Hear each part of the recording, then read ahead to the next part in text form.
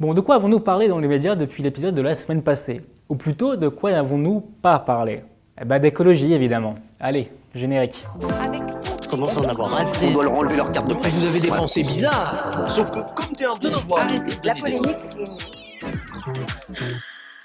1,9%, c'est selon l'ONG Quota Climat la part du volume médiatique consacré entre le 5 et le 12 novembre à la COP27 en Égypte.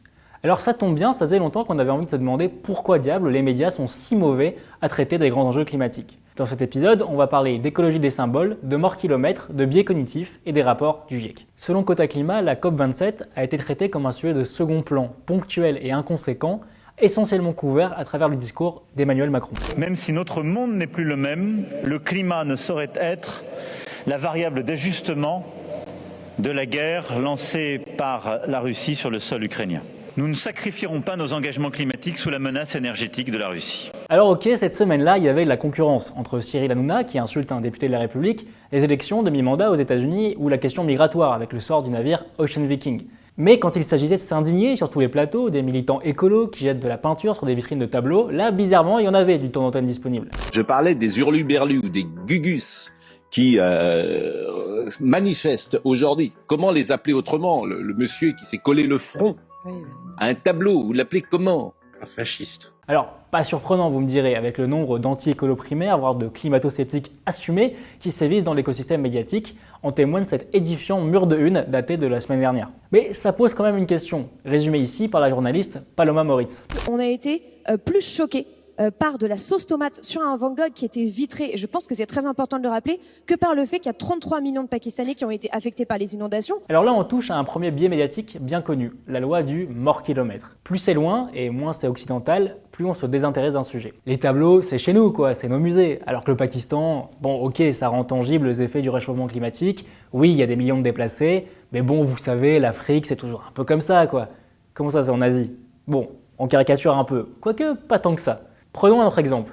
À la fin de l'été et à la rentrée, deux sujets ont considérablement occupé les médias en matière d'écologie. Les jets privés des milliardaires et les cols roulés des ministres en mode sobriété. Et ça, c'est intéressant. Parce que dans les deux cas, on est dans de l'écologie des symboles, c'est-à-dire un exercice de mise en avant de deux réponses politiques à la crise climatique. Le jet privé, c'était pas pour le jet privé en soi. On sait bien que si tous les jets privés du monde restaient cloués au tarmac, la planète ne serait pas sauvée pour autant. C'était bien sûr pour rappeler qu'avec leur mode de vie, les riches polluent bien plus et le jet est un symbole criant de cet indécent train de vie. Quant au col roulé, c'était une manière pour le gouvernement de vanter son écologie des petits gestes, de la responsabilité individuelle, pour justement ne pas avoir à se poser la question de taxer les plus riches, ou pourquoi pas, soyons fous, de penser contre le capitalisme. Mais alors pourquoi ce recours au symbolique, voire à l'anecdotique, intéresse plus les médias qui vont surmédiatiser ces sujets, comparé au rapport du GIEC ou à un grand rassemblement diplomatique international, quand bien même d'ailleurs ce serait un échec? Le coupable est un second biais cognitif, identifié en psychologie sociale, l'effet du caractère vivant de l'information. Pour le dire simplement, un sujet incarné par un symbole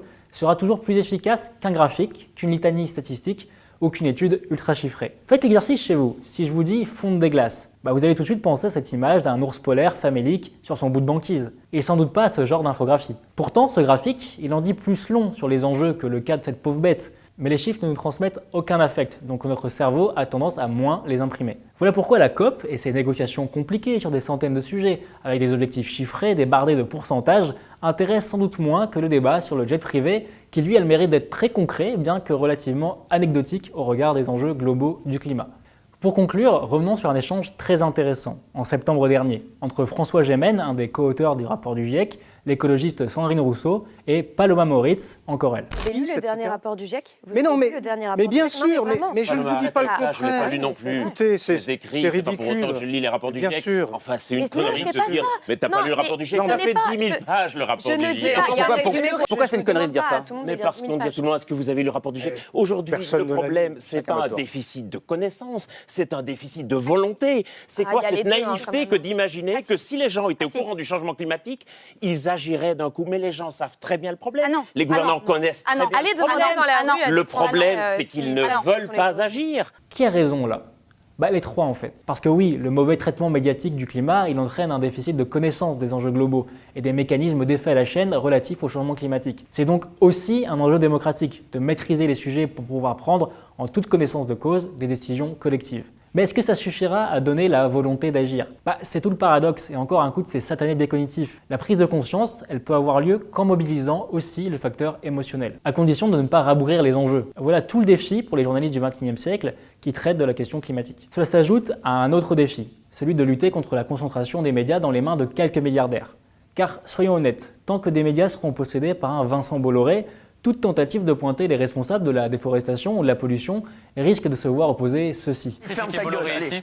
Tais-toi. Dès que tu parles, ferme ta gueule. T'es sérieux ou quoi? Allez, t'es un irresponsable, Cyril. Et tu fais du mal à la France. T'es un abruti. Tu fais monter le racisme en France et on n'a même pas le droit de critiquer Bolloré sur ta chaîne. Je suis le premier à défendre le racisme ici. Donc soyons sélectifs. Hanouna, Bolloré, toute la bande, c'est poubelle jaune. Voilà, c'est la fin de cette chronique. J'espère qu'elle vous a plu. N'hésitez pas à nous le dire en commentaire, à liker la vidéo ou à vous abonner à la chaîne. Nous, on se dit à la semaine prochaine et n'oubliez pas, quand on a la tête dans le flux, l'important, c'est de garder les pieds sur terre. Allez, salut! Je commence à en avoir assez. On doit leur enlever leur carte de presse. Vous avez des pensées bizarres. Sauf que comme t'es un bourgeois, arrêtez. La polémique est...